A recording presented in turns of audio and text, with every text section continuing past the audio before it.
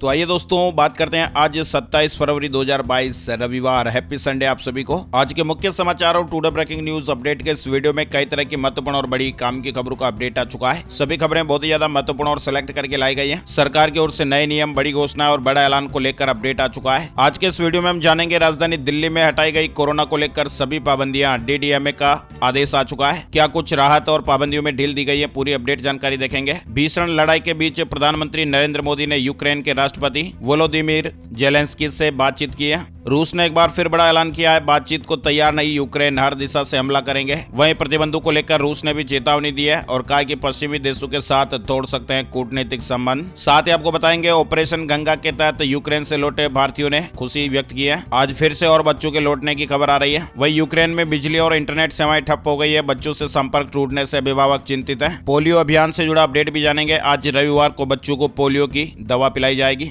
Ukraine में फंसे भारतीयों को बिना बताए सीमा पर न जाने की सलाह दी गई है। LPG गैस सिलेंडर से जुड़ा एक महत्वपूर्ण अपडेट भी जानेंगे। साथ ही हमारे देश में शुरू होगा Ayushman Bharat digital mission. PM Modi की अध्यक्षता वाली कैबिनेट ने मंजूरी दे दी है। वन इंडिया वन हेल्थ से पूरे देश में एक जैसी स्वास्थ्य सेवाएं मिलेगी। उत्तर प्रदेश में 5वें चरण में 61 सीटों पर आज रविवार को वोटिंग हो रही है। भारत ने श्रीलंका को 7 विकेट से मात देकर सीरीज में 2-0 की अजय बढ़त हासिल कर ली है। पेंशनर्स के लिए भी एक बड़ी राहत की खबर आई है। सुप्रीम कोर्ट की ओर से महत्वपूर्ण फैसला। महाशिवरात्रि से जुड़ा महत्वपूर्ण अपडेट भी जानेंगे। अब फार्मासिस्ट बनने के लिए देनी होगी पात्रता परीक्षा, एक बड़ी खबर जानेंगे। साथ ही बिग बाजार का नाम भी बदलने जा रहा है। साथ ही मेरी पॉलिसी मेरे हाथ, एक बड़ी स्कीम के बारे में आपको जानकारी देने वाले हैं। बीमा पॉलिसी इंश्योरेंस से जुड़ा अपडेट जानेंगे। किसान भाइयों के लिए बड़ी काम की और खुश खबर है। साथ ही दोस्तों इन खबरों के अलावा भी अलग अलग राज्यों की ओर से, सरकारों की ओर से जो महत्वपूर्ण अपडेट, नए नियम है, उसके बारे में डिटेल खबरें जानेंगे। पूरा वीडियो आप ध्यान से आखिर तक जरूर देखते रहिएगा। खबरों की शुरुआत करते हैं हर बार की तरह। इस बार भी आप लोगों के एक प्यार भरे से लाइक और शेयर के बटन के साथ। हमारी टीम की मेहनत और उत्साहवर्धन के लिए इस वीडियो पर एक लाइक का बटन जरूर दबाइएगा और ज्यादा से ज्यादा इस वीडियो को आप फेसबुक और व्हाट्सएप पर भी जरूर शेयर करते रहिएगा। तो आइए दोस्तों बिना टाइम विलंब किए शुरुआत करते हैं आज की पहली बड़ी खबर। कोरोना पर सरकार का आदेश। दिल्ली में हटाए गए प्रतिबंध। निजी कार में यात्रियों के लिए मास्क अनिवार्य नहीं। वायरस महामारी यानी कोविड के कम होते मामलों के बीच अब निजी वाहनों में सफर करने वालों को मास्क लगाने की जरूरत नहीं होगी। शनिवार को दिल्ली आपदा प्रबंधन प्राधिकरण की तरफ से जारी आदेश में कहा गया है कि मास्क न लगाने पर जुर्माना नहीं भुगतना पड़ेगा। वहीं दूसरी तरफ सार्वजनिक स्थलों पर बगैर मास्क पकड़े जाने पर जुर्माने की राशि घटा दी गई है। यानी राजधानी दिल्ली में मास्क से जुड़ा कोविड प्रोटोकॉल तोड़ने पर 2000 रुपए की जगह 500 रुपए ही देने पड़ेंगे। DDMA के आदेश में कहा गया कि सार्वजनिक स्थल पर मास्क न पहनने पर लोगों को जुर्माना देना पड़ेगा, जबकि निजी वाहनों में मास्क लगाने की कोई पाबंदी नहीं है। लोग बगैर मास्क के भी अपने वाहनों में सफर कर सकते हैं और यह आदेश 28 फरवरी से लागू होगा। यानी अब निजी कार में सफर करने वाले किसी भी यात्री को मास्क लगाना आवश्यक नहीं है। राजधानी दिल्ली में कोरोना को लेकर सभी पाबंदियां हटा दी गई है। दिल्ली में अब सोमवार से ही रात के कर्फ्यू सहित कोविड-19 संबंधित सभी पाबंदियां खत्म कर दी गई है। सरकार ने इसको लेकर विस्तृत आदेश भी जारी कर दिया है। बड़ी खबर, यूक्रेन के राष्ट्रपति जेलेंस्की ने PM मोदी से बातचीत की है और कहा कि 1 लाख सैनिकों ने हमला किया है, मदद कीजिए। जेलेंस्की ने भारत से मदद की उम्मीद लगाई है और कहा गया कि इस समय यूक्रेन को भारत से राजनीतिक समर्थन की जरूरत है। PM मोदी से फोन पर बात की गई। बातचीत के दौरान PM मोदी से राजनीतिक समर्थन की अपील की है। वे सिक्योरिटी काउंसिल में भारत की तरफ से अपने पक्ष में समर्थन चाहते हैं। वैसे आपको बता दें, भारत का इस विवाद पर न्यूट्रल स्टैंड रहा है। दरअसल अब इस समय यूक्रेन के राष्ट्रपति की PM मोदी से बातचीत काफी महत्वपूर्ण है, क्योंकि हाल ही में यूक्रेन ने भारत के रुख पर आपत्ति जाहिर की थी। भारत ने एक न्यूट्रल स्टैंड लिया था, लेकिन यूक्रेन मदद की आस लगाए बैठा था और ऐसे में अब जब फोन पर दोनों बड़े नेताओं की बातचीत हुई है तो फिर मदद से लेकर समर्थन पर जोर दिया गया है। राष्ट्रपति जेलेंस्की के लिए ज्यादा जरूरी है कि UN काउंसिल में भारत उसका समर्थन करे, लेकिन इस पूरे विवाद पर भारत ने अभी तक किसी का भी स्टैंड नहीं लिया है। भारत का रुख न्यूट्रल है और वो सिर्फ बातचीत के जरिए समाधान पर जोर दे रहा है। इसके अलावा आपको बता दें, इससे पहले PM मोदी की तरफ से रूस के राष्ट्रपति पुतिन से भी फोन पर बातचीत की गई थी। तब 25 मिनट तक वर्तमान स्थिति पर मंथन हुआ था। बड़ी अपडेट खबर आ रही है।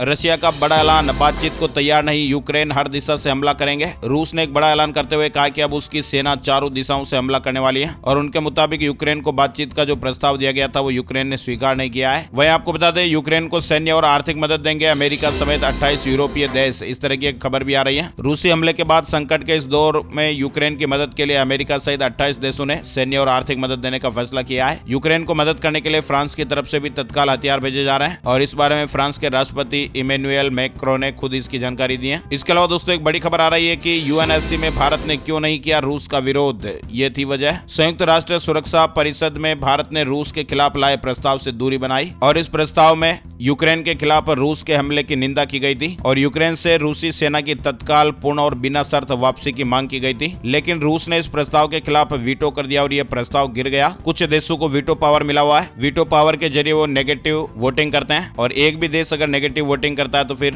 प्रस्ताव पारित नहीं होता है। 15 सदस्यीय सुरक्षा परिषद के इस प्रस्ताव के पक्ष में 11 वोट मिले, जबकि भारत, चीन और यूएई ने इसका विरोध किया। वहीं भारत ने प्रस्ताव पर वोटिंग से परहेज करते हुए एक स्पष्टीकरण भी जारी किया, लिहाजा भारत ने कूटनीति अपनाने पर जोर दिया है। साथ ही भारत ने कहा कि हमें सभी की संप्रभुता और अखंडता का सम्मान करना चाहिए, शत्रुता को तत्काल समाप्त करना चाहिए। वह दोस्तों अपडेट खबर आ रही है। प्रतिबंधों को लेकर रूस ने एक चेतावनी दी है और कहा कि पश्चिमी देशों के साथ तोड़ सकते हैं कूटनीतिक संबंध। रूस के एक वरिष्ठ अधिकारी ने शनिवार को चेतावनी दी कि पश्चिमी देशों के साथ रूस के संबंधों के नए स्तर पर जाने के बाद मॉस्को अमेरिका के साथ अंतिम परमाणु हथियार समझौते से बाहर निकलकर पश्चिमी प्रतिबंधों का जवाब दे सकता है, पश्चिमी देशों के साथ राजनयिक संबंध काट सकता है और उनकी संपत्ति को फ्रीज कर सकता है। बड़ी खबर आ रही है ऑपरेशन गंगा को लेकर अपडेट आप देख पा रहे हैं। यूक्रेन से लौटे भारतीयों ने खुशी व्यक्त की है। आज रविवार को भी 250 लोग और आने की संभावना है। यूक्रेन के खिलाफ रूस का सैन्य अभियान लगातार जारी है और इन सब के बीच भारत सरकार लगातार यूक्रेन में फंसे भारतीयों को सुरक्षित निकालने का काम तेजी से कर रही है। आपको बता दें, यूक्रेन के भारतीयों को निकालने के लिए भारत सरकार ने मिशन का नाम ऑपरेशन गंगा चला रखा है। शनिवार को विदेश मंत्री एस जयशंकर जी ने इस तरह की जानकारी दी है। युद्ध प्रभावित यूक्रेन से निकालकर रोमानिया के रास्ते से एयर इंडिया का विमान 219 भारतीयों को लेकर शनिवार शाम मुंबई में पहुंचा। वहीं बुखारेस्ट से दूसरी उड़ान 250 भारतीय नागरिकों के साथ दिल्ली के लिए रवाना हो गई है। रविवार सुबह पहुंचने की उम्मीद है। वह बड़ी खबर देख पा रहे हैं।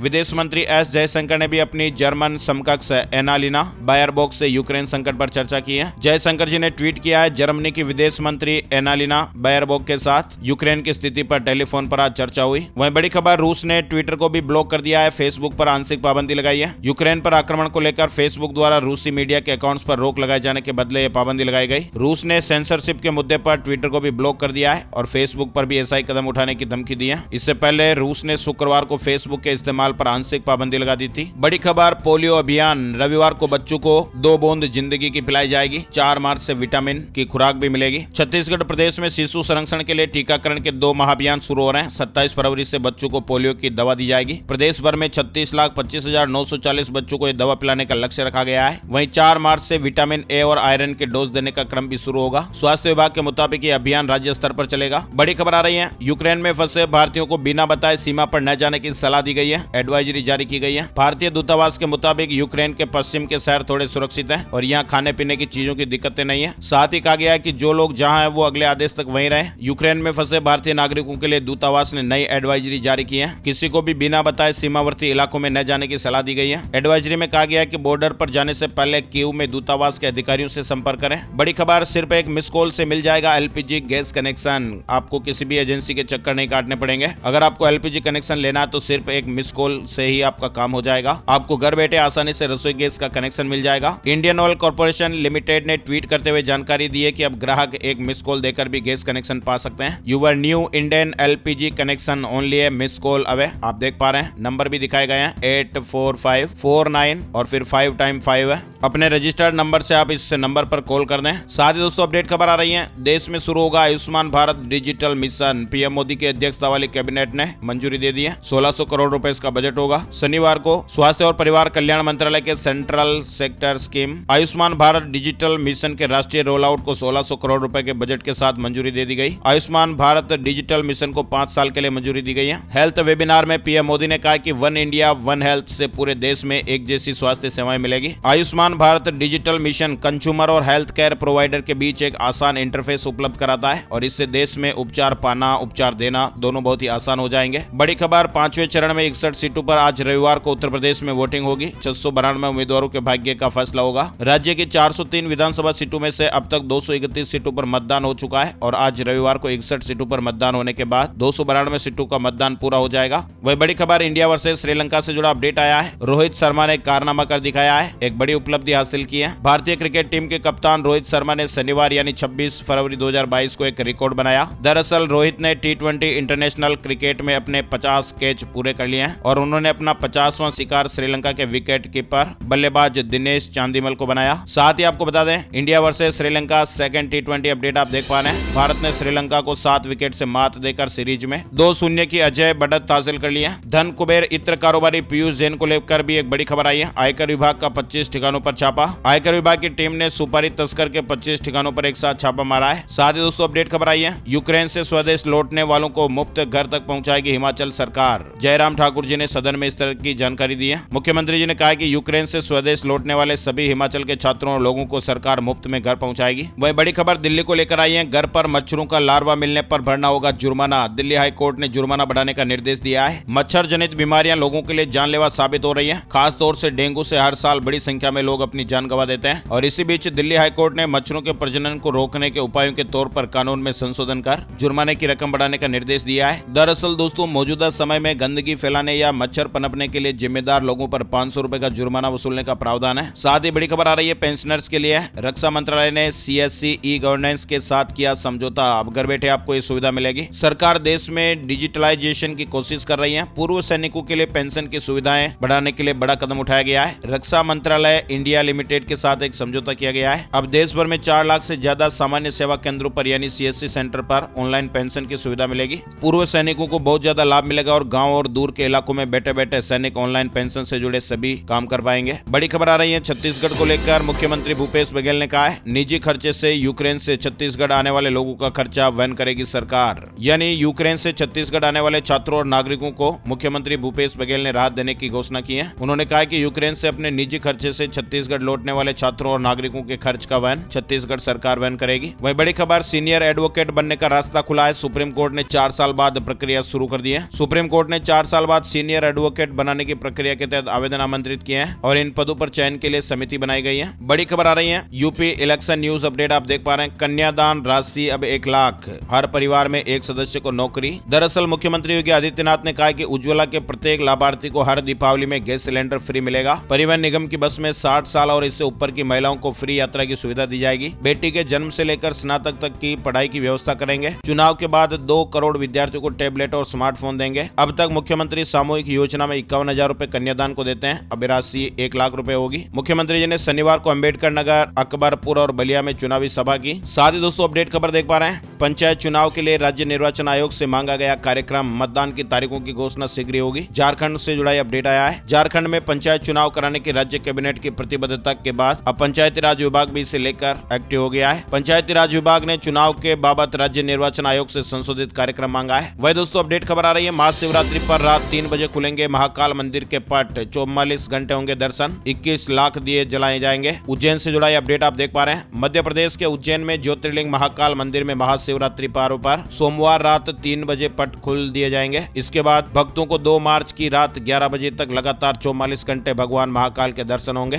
साथ ही अपडेट खबर आई है, अब फार्मासिस्ट बनने के लिए देनी होगी पात्रता परीक्षा। फार्मेसी काउंसिल ऑफ इंडिया ने लागू किया है रेगुलेशन। खबर झारखंड से जुड़ी आ रही है। राज्य की फार्मेसी काउंसिल में निबंधन के लिए फार्मेसी में डिप्लोमा उत्तीर्ण छात्र छात्राओं को पात्रता परीक्षा देनी होगी। फार्मेसी काउंसिल ऑफ इंडिया ने इस संबंध में रेगुलेशन लागू किया है और ये झारखंड में होने वाले निबंधन पर भी लागू होगा। बड़ी खबर आ रही है, बदल जाएगा बिग बाजार का नाम, रिलायंस ने ली स्टोर के ऑपरेशन की जिम्मेदारी। Reliance future deal, Reliance industries limited ने फ्यूचर रिटेल के कम से कम 200 स्टोर का संचालन प्रभावी रूप से अपने हाथों में ले लिया है और इसके साथ ही मुकेश अंबानी की कंपनी RIL ने घाटे में चल रही फ्यूचर रिटेल और उसके कर्मचारियों को नौकरी की पेशकश की है। फ्यूचर समूह ने सुप्रीम कोर्ट में याचिका दायर कर सिंगापुर मध्यस्थता केंद्र के आपात निर्णय पर रोक लगाने से हाई कोर्ट के इंकार को चुनौती भी दी हुई है। यानी रिलायंस रिटेल और फ्यूचर रिटेल के विलय का सौदा कानूनी विवादों में फिलहाल फंसा हुआ है। बताया जा रहा है कि रिलायंस करीब 30,000 कर्मचारियों को फिर से नियुक्त करेगा। बड़ी खबर आ रही है, यूक्रेन में फंसे झारखंड के लोगों के लिए हेल्पलाइन नंबर जारी हुए हैं। स्क्रीन पर आप डिटेल देख पा रहे हैं। साथ ही बड़ी खबर आ रही है, कोयले की कीमतों पर केंद्र सरकार ने बड़ा फैसला लिया है। 1 ग्रेड 1 रेट के लिए ई ऑक्शन विंडो, यानी कोयले के आयात को कम करने और कोयला उत्पादन के मामले में भारत को आत्मनिर्भर बनाने की दिशा में भारत सरकार ने यह नया कदम उठाया है। केंद्रीय मंत्रिमंडल की बैठक में एक फैसले को मंजूरी दी गई है, जिसके बाद यह दावा किया जा रहा है कि इससे आयातित कोयले पर निर्भरता कम होगी। केंद्र ने सार्वजनिक क्षेत्र की कोल इंडिया लिमिटेड सहित कोयला कंपनियों द्वारा क्षेत्र विशेष के लिए नीलामी की जगह एक साझा ई नीलामी खिड़की के जरिए शुष्क ईंधन की पेशकश को मंजूरी प्रदान की है। वह दोस्तों बड़ी खबर, हरियाणा में लॉन्च हुई मेरी पॉलिसी मेरे हाथ। 7.5 लाख किसान भाइयों को बीमा की कॉपी भी देगी सरकार। किसान त्रुटियां दुरुस्त करवा सकेंगे, यानी हरियाणा के किसानों को उनकी फसल के इंश्योरेंस की बीमा पॉलिसी दी जाएगी और इसका शुभारंभ हरियाणा में कृषि मंत्री JP दलाल और विभाग की अतिरिक्त सचिव ने वीडियो कॉन्फ्रेंसिंग से किया है और इस अभियान का नाम मेरी पॉलिसी मेरे हाथ है। सरकार ये ड्राइव चलाकर प्रदेश के 7.5 लाख किसानों को बीमा पॉलिसी सौंपेगी। पॉलिसी 2021-22 रबी फसलों की होगी। इसके अलावा अब अगर किसी किसान को बीमा पॉलिसी में कोई त्रुटि नजर आ रही है, जैसे आवेदन ID, फसल का नाम, बीमित क्षेत्र, किसी भी तरह की त्रुटि है तो उसे दुरुस्त करवा सकते हैं। बड़ी खबर देख पा रहे हैं, व्यापारियों से जुड़ा अपडेट है। जीएसटी से जुड़ी बड़ी खबर, 1 अप्रैल 2022 से बड़ा बदलाव देखने को मिलेगा। 20 करोड़ से ज्यादा कारोबार वाली कंपनियों के लिए ई इनवॉइस अनिवार्य हो जाएगा। वही दोस्तों राजस्थान से जुड़ा महत्वपूर्ण अपडेट भी आया है। 1 जुलाई 2022 से ही राजस्थान में प्लास्टिक के कप प्लेट पर बैन लग जाएगा। कई तरह के और प्लास्टिक के उत्पाद है जिन पर भी बैन लगा दिया जाएगा। यानी 1 जुलाई से ही राजस्थान में ऐसे कोई भी सामान इस्तेमाल करने पर कार्रवाई होगी जो सिंगल यूज प्लास्टिक की श्रेणी में आते हैं। कई तरह के आइटम है जैसे ईयरबड, कैंडी स्टिक, गुब्बारे में लगने वाले प्लास्टिक स्टिक, सजावट में काम आने वाले थर्माकोल, प्लास्टिक के झंडे, मिठाई के डिब्बों पर लगाई जाने वाली प्लास्टिक, आइसक्रीम की स्टिक, 100 माइक्रोन से कम मोटाई वाले पीवीसी बैनर, प्लास्टिक का प्लेट, गिलास है, ऐसे जो प्लास्टिक के आइटम है वो बैन कर दिए जाएंगे। चलिए बड़ी खबर आ रही है दोस्तों, मध्य प्रदेश में भी कर्मचारियों ने सरकार की टेंशन बढ़ाई है। पुरानी पेंशन बहाली की मांग उठाई जा रही है। मध्य प्रदेश में पुरानी पेंशन स्कीम फिर से लागू करने के लिए कर्मचारियों ने मोर्चा खोल दिया है। दरअसल राजस्थान में पुरानी पेंशन बहाल होने के बाद प्रदेश में भी कर्मचारी ये मांग उठाने लगे हैं। वहीं अपडेट खबर आ रही है, मुंबई स्कूल रीओपन से जुड़ा अपडेट है। मुंबई में 2 मार्च से ही पूरी क्षमता के साथ स्कूल खुलेंगे। बीएमसी ने सर्कुलर जारी कर दिया है। 2 मार्च से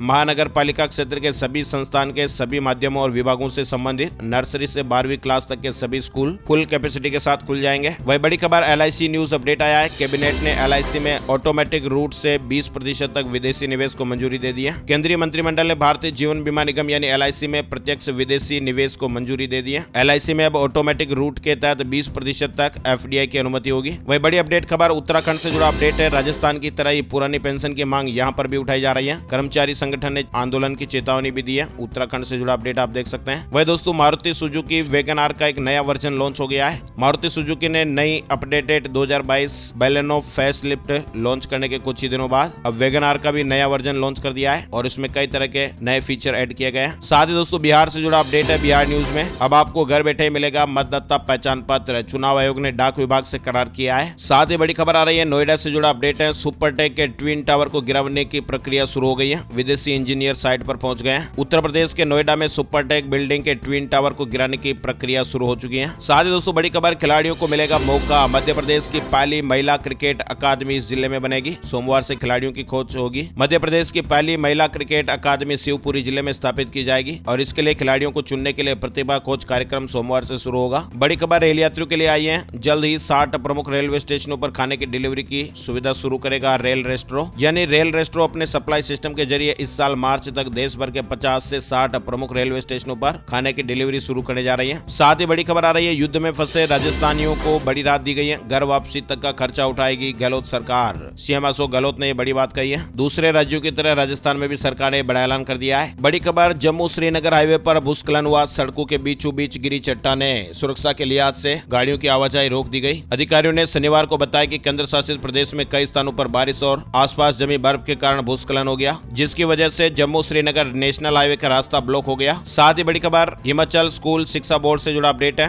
SOS परीक्षाओं के लिए लेट फीस के साथ 28 फरवरी तक आवेदन का मौका चल रहा है। इसके अलावा दोस्तों बिहार से जुड़ी बड़ी खबर, शहरों में भवन निर्माण के लिए देनी होगी स्क्रूटनी फीस। रिस्क जोन के हिसाब से शुल्क लगेगा। नक्शा बनाने के लिए नगर निकायों को दिए जाने वाले आवेदन के समय स्क्रूटनी फीस जमा करनी होगी और ये राशि 1000 से लेकर 10,000 रुपए तक होगी। भवन की ऊंचाई और भूखंड क्षेत्र के आदि के आधार पर मापा जाएगा। बड़ी खबर, सुप्रीम कोर्ट से जुड़ा महत्वपूर्ण अपडेट है। बार बार अपराध न करने वाले अपराधियों को दें जमानत, सुप्रीम कोर्ट का आदेश। सुप्रीम कोर्ट ने एक महत्वपूर्ण आदेश में शुक्रवार को कहा कि इलाहाबाद उच्च न्यायालय उन दोषियों को जमानत मंजूर करने पर विचार कर सकता है जिन्होंने बार बार अपराध नहीं किया है और जो 14 वर्ष या उससे अधिक की जेल की सजा काट चुके हों, क्योंकि इससे लंबित मामले घटेंगे। वह बड़ी खबर देख पा रहे हैं, राजधानी दिल्ली से जुड़ा अपडेट है। सोमवार से एम्स के ट्रॉमा सेंटर में इलाज करा सकेंगे मरीज। सोमवार से सेवाएं शुरू होने के बाद 2 मार्च से एम्स ट्रॉमा सेंटर के ऑपरेशन थिएटर में मरीजों का ऑपरेशन भी शुरू कर दिया जाएगा। कोरोना की तीसरी लहर के दौरान एम्स की ट्रॉमा सेवाओं को बंद कर दिया गया था। वही दोस्तों बड़ी खबर, डेयरी फार्मिंग से जुड़ा अपडेट है। डेयरी उद्योग में आप भी कमाए लाखों रुपए, संपत्ति बिना गिरवी रखे आपको 4 लाख रुपए तक का लोन भी मिल जाएगा। State bank of India automatic milk collection system machine खरीदने के लिए अधिकतम 1 लाख रुपए तक का लोन भी देता है। इसके अलावा भवन निर्माण के लिए 2 लाख रुपए, दूध ढोने वाली गाड़ी खरीदने के लिए 3 लाख रुपए और दूध को ठंडा रखने के लिए चिलिंग मशीन लगाने के लिए भी 4 लाख रुपए तक का लोन आसानी से दे रहा है। खेती किसानी के अलावा भी ऐसे कई व्यापार है जिनकी मदद से किसान भाई अच्छी कमाई कर सकते हैं। आइए दोस्तों आपको बताते हैं, हमारे देश में बीते 24 घंटे में कोरोना वायरस के